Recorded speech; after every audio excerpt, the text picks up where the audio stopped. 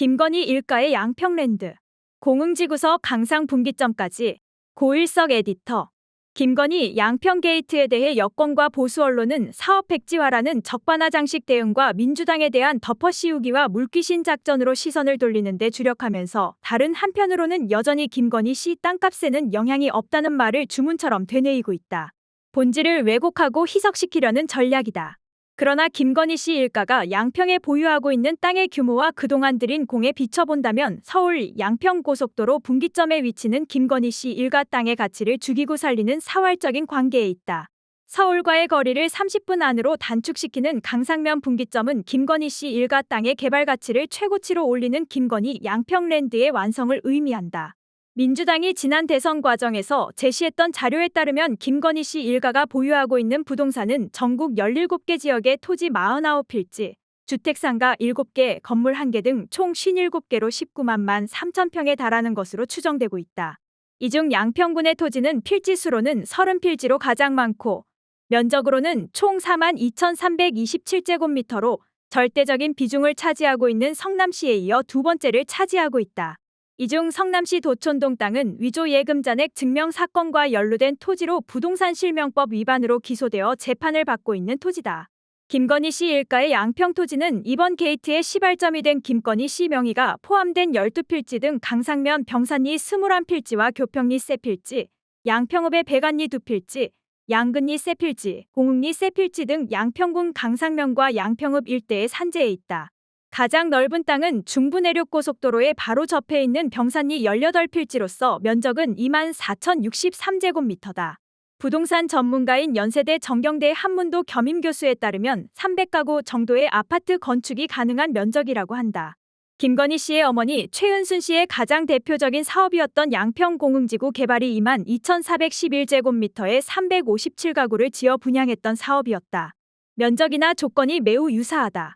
이 땅은 임야가 많은 부분을 차지하고 있지만 공흥지구도 사업 승인 당시 전체 부지의 절반 이상이 임야였고 비탈진 산지에 지어져 있다. 아파트 개발의 경사도나 지목은 큰 문제가 아닌 것이다. 또한 국민의힘은 입만 열면 고속도로에 바로 인접하고 있어 분진과 소음으로 개발이 어렵다고 말하고 있지만 한 교수에 따르는 분진과 소음은 기술적으로 전혀 문제가 되지 않는다. 이 땅에서 고속도로 건너편으로 같은 병산리에 위치하고 있는 세 필지는 1,895제곱미터로 위에 18필지 부지의 절반 규모다. 이곳은 최소 100가구 이상의 소형 아파트 단지 개발이 가능하다. 특히 이곳 역시 지목은 임야지만 지형이 고속도로 건너편 18필지에 비해 훨씬 얕고 평탄한 데다 마을이 형성되어 있어 개발이 수월하다. 남양평IC로 진입하기도 가장 좋다. 양평읍 배관리와 강상면 교평리는 규모가 전원주택단지 개발의 적격이다. 게다가 둘 다 지목이 되지 전환이 쉬운 답인데다가 배관리 땅은 최은순 씨가 개발했던 공흥지구의 바로 옆 교평리 땅은 2021년부터 공흥지구보다 조금 큰 규모로 2021년부터 도시개발 사업이 진행 중인 교평지구의 바로 아래 자리를 잡고 있어 즉시 개발이 가능한 땅이다. 이들 땅에 비하면 짜투리 땅이라고 할 수 있는 공흥리와 양근리 땅은 이미 도시개발 사업이 완료된 공흥지구와 양근지구 인근이어서 훨씬 규모가 큰 배관리와 교평리 땅보다 공시지가 시가표준의 값이 더 높다. 4,872제곱미터의 교평리 땅이 4억 원인데 100평 남짓한 337제곱미터의 양근리 땅은 6억 3천만 원에 달한다. 이 정도면 김건희 씨 일가는 양평읍과 강상면에서 돈 되는 땅은 크게 작게 모두 한 자락씩 잡고 있는 셈이다. 이 땅들은 모두 여러 형태로 즉시 개발이 가능한 데다가 서울 양평 고속도로의 분기점이 양서면에서 강상면으로 옮겨와 양평읍이 서울과 바로 연결되면 땅의 가격과 개발 이익은 몇 배로 치솟을 수밖에 없다. 문제는 김건희 씨 일가가 막연한 기대로 땅을 사놓고 개발 호재를 가만히 기다리는 부류의 사람들이 아니라는 것이다.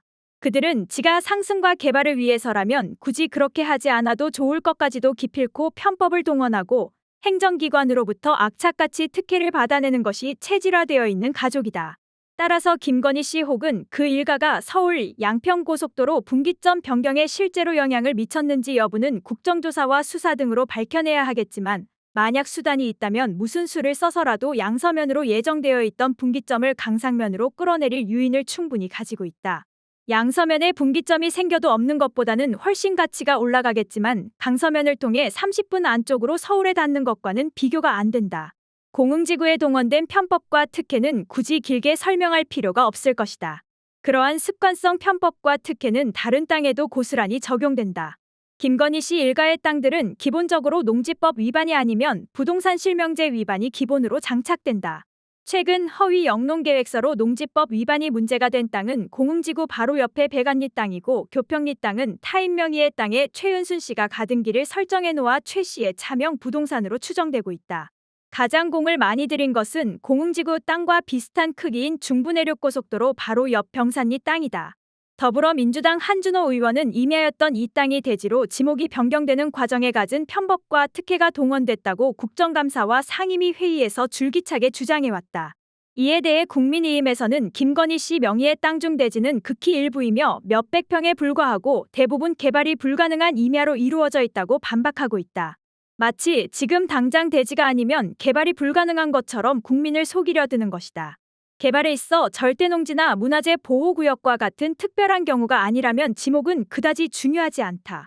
그러나 김건희 씨 일가 땅에 있어서 불법 지목 변경이 특별히 중요한 것은 중부내륙고속도로 수용 예상 토지를 보상 직전에 일제히 대지로 변경했다는 것이다.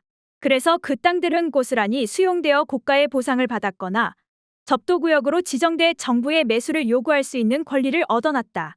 그러니 현재의 땅의 대지의 비율이 그다지 높지 않은 것은 당연하다.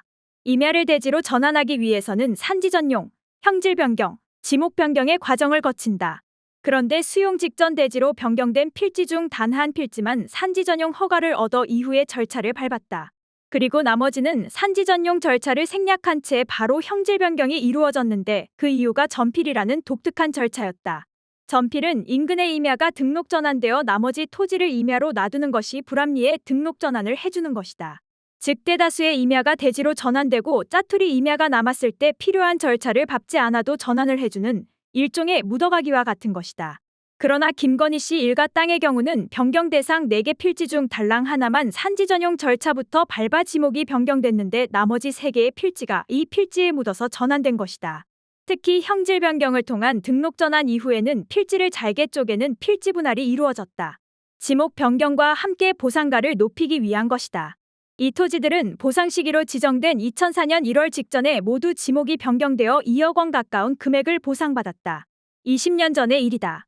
거기에다가 원래가 맹지인 땅에 창고를 지어놓고 고속도로로 인해 통행이 불가능하다며 민원을 제기해 도로공사는 1억 4,100만 원의 비용을 들여 콘크리트 도로를 개설해줬다. 이 도로는 김건희 씨 일가 외에는 쓸 일이 없으므로 도로공사가 예산을 들여 김건희 씨 일가 전용 도로를 놓아준 셈이다. 보상 직전 필지를 쪼개고 불법과 편법으로 지목을 변경해 높은 보상금을 받은 데다가 전용도로라는 특혜까지 기필코 얻어낸 것이다. 불법 행위를 눈감아준 데 이은 대단한 특혜가 아닐 수 없다. 이러한 불법과 특혜는 윤석열의 여주지청장 시절 김선교 당시 군수와 인연을 맺기 훨씬 전에 이루어졌다. 즉 김건희 일가는 윤석열이나 김선교가 아니어도 얼마든지 불법을 저질러도 무사하고 갖은 특혜를 이끌어낼 수 있는 능력과 노하우를 원천적으로 가지고 있는 특별한 가족이다. 이처럼 김건희 씨 일가는 땅을 사놓고 가만히 기다리고 있지 않는다. 할 수 있는 게 있다면 불법이든 편법이든 가리지 않고 뭐라도 한다. 그런데 거기에 더해 남편이나 사위가 대통령이 됐다면 어떤 생각이 들었을까? 내가 그들이라면 대통령 선거 끝나자마자 만사 제쳐놓고 국토부를 찔러 고속도로 분기점을 당겨올 생각부터 했을 것 같다.